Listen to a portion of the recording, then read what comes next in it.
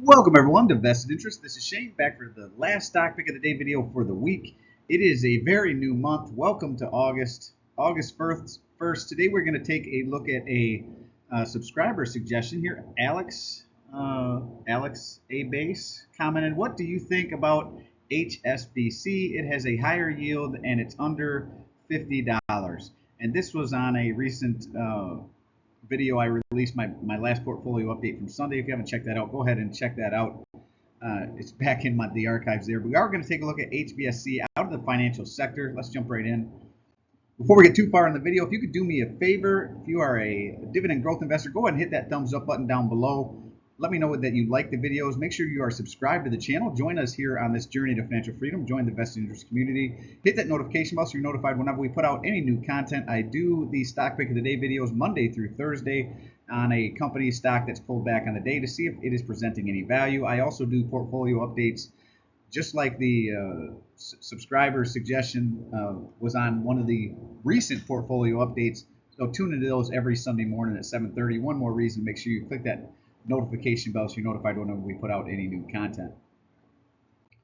Now, this is the Vested Interest Stock Screener. This is how I look at a company on a high level. Thousands of companies out there in the stock market. This is my way of weeding through them a little bit so I can find out which ones I want to do deeper dives into and possibly add to my portfolio. It must meet 5 of 8.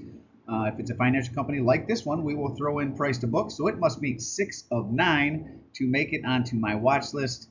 And then I do more of a deep dive into the company's financials and see how it is doing overall. Do a discounted cash flow analysis, and then and only then, once I've really done a thorough review of the company and decided to buy and a price to buy it, do I pull the trigger when it hits that buy price.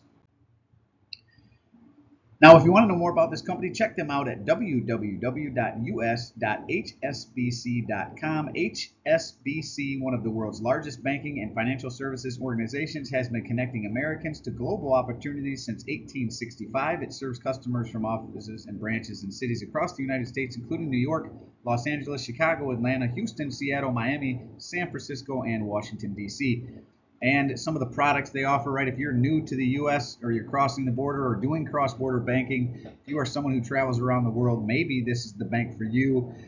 So cross-border banking, wealth management, investments, insurance, like a lot of banks, banking accounts, your typical savings and checking accounts, borrowing for stuff like personal loans, business loans, and mortgages. And obviously, they offer online banking. I don't know many banks out there that don't in this day and age. Again, check them out, www.us.hsbc.com. That is their homepage where I pulled this information from.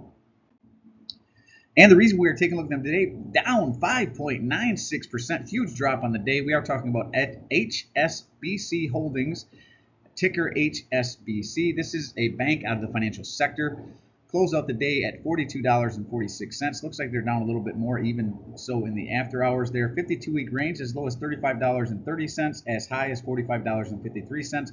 Not quite to 15% of a 52-week low. It needs to drop under 40 and some change. If you could get it down in 39 or lower, that would be close to a 15% of a 52-week low. Actually, a little bit less than that.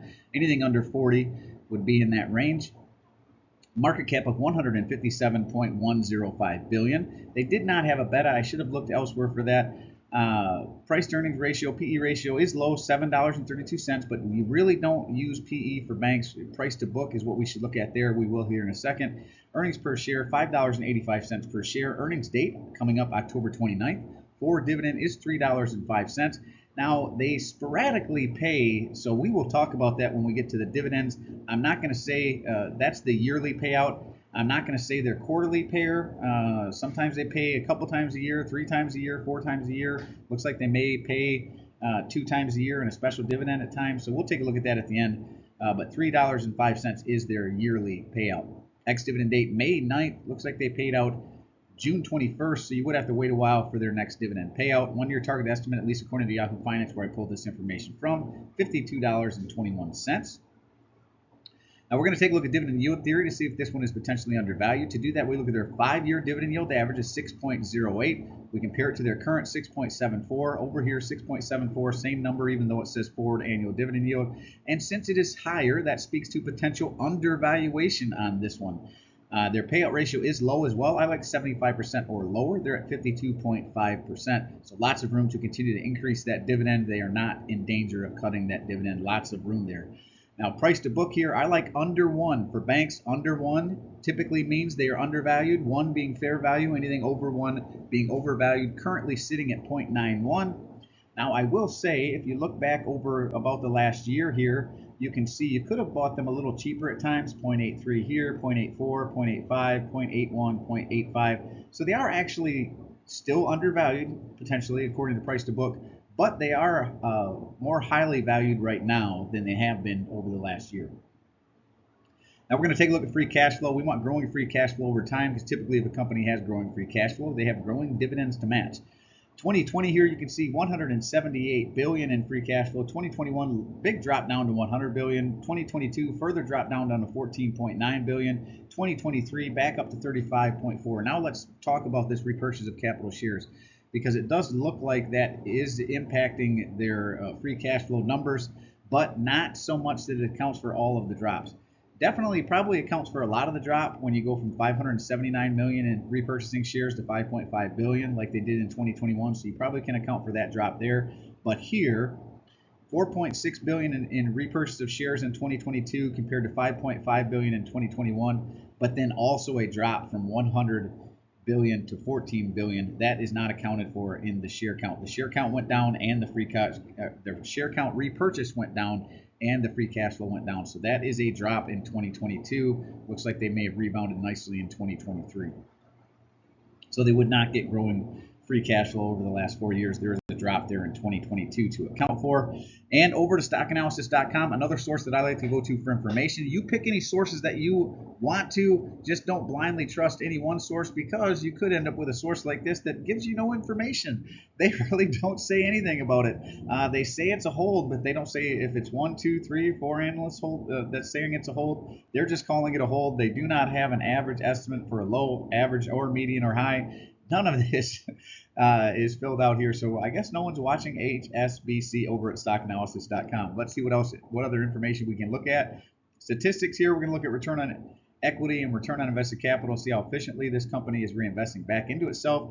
I like 10% or better here, and the return on equity is 12.4%, so beats the 10% I'm looking for there, but not so much on return on invested capital, 5.83%. I like 10% or better, so this would not get a check. 1 of 2, it's got to be 2 of 2 for me. And EPS growth, I like 5% or better projected over the next 5 years. They are sitting at negative 26.27%. Not a good number at all. We don't want to see negative EPS growth. Even sitting flat would be better than negative. They do say revenue growth of 1.41%. Let's jump over to the dividend history here. Now, again, let's talk about that. They say a quarterly payout. Maybe they're going quarterly forward. A payout ratio of 53.51%, again, under the 75% that I like. Dividend growth, it says 45.24%, but I think there's some special dividends in here that are impacting that. They're saying 2 years of growth. We'll see that that's a little bit misleading as well. Buyback yield is 1.64%. Shareholder yield is 8.75%. They look like they pay out on the note. April, September, June, September, December. So maybe that's what they're going to do now going forward. April, June, September, December, because so far April and June. So if they're going to do quarterly, like they're saying, they'll pay again in September, and then they'll pay again in December. We'll see. But it looks like you can count on them for at least 2 payments a year, and maybe 2 in a special dividend. But they're saying quarterly going forward. So going back to 2019, they paid out 50 cents here. March 21, they paid out 75 cents. Down in August of 2021, down to 34 cents. Then March of 2022, up to 90 cents. So they're sporadically here. Looks like they used to have a couple of dividends per year, and the first one would be bigger than the second one. August of 2022 to 45 cents. March of 2023 up to $1.15. May of 2023 up to 50 cents. So sporadic again, just a couple times a year. And then in 23, they paid out 4 times there. So maybe that's what they're doing going forward. April, June, September, December. April, June so far this year, paying $1.55, which looks like a special dividend, but maybe they're just doing the up and down like they've always done, where the first one of the year is higher than the rest. I'm not sure what they're doing here, what their thought or rationale is behind the dividend payouts, because it goes up and down, and they're saying they're a quarterly payer now, even though the previous years they were paying twice a year. So I'm not sure if they're just going forward, they're going to be a quarterly payer, and that's why they're only counting the last 2 years, last year and this year. But they have been growing their dividends sporadically over the last several years, going back to at least 2019. And I think this 45.24 is a little impacted by this big payout here in March 2024 of $1.55 and then back to 50 cents. So maybe the first one of the year is just a larger payout, and then they go to the 50 cents for the rest of the year. We'll have to see what this one shakes out at. I don't think I've ever seen a company kind of pay out like that.